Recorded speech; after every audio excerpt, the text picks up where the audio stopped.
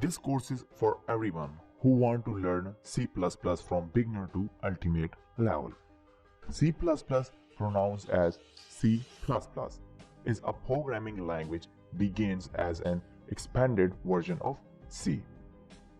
C++ is a middleware, or you can say that this is a middle-level programming language.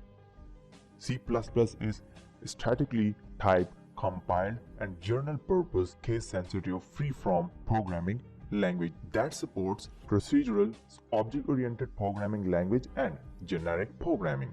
C++ is fully supports object-oriented programming, which include the four pillars of object-oriented development, which is encapsulation, data hiding, inheritance, and polymorphism. Before starting the course, we will see what we will cover the things in this course. At the first stage, we cover the introduction to the C++.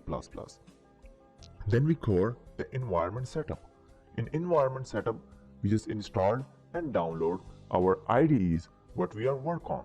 In third step, we are see the basics of the C++, where we see variables, data types, data type concept, reference variable, and the understanding of input and output, etc.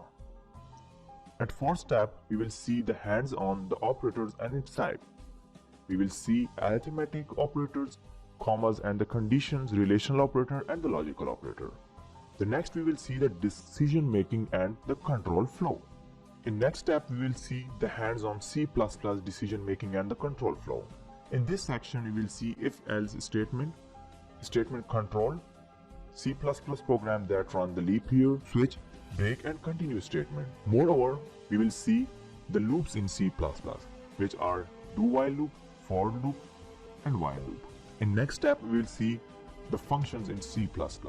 In this section, we will see how to create the function, user-defined functions, and the reference or call by a function. In next step, we will learn about the arrays and its type. In another section, we will see C++ pointers. In this section, we will learn about the null pointer, void pointer, introduction to the pointer, and program that run pointers and array together. In another section, we will see about the string in C++.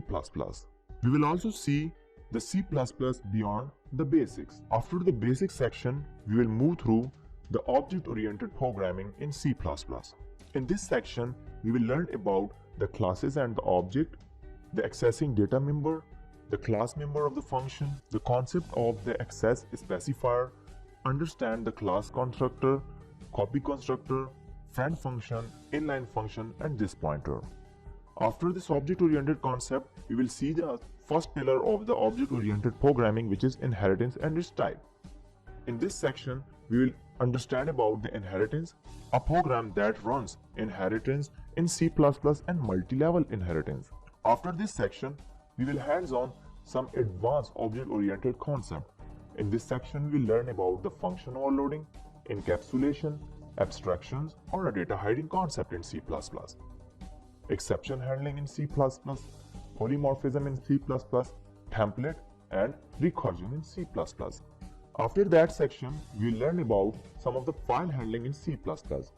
In this section, we will understand the file handling concept, the file handling text file, the file handling writing a file.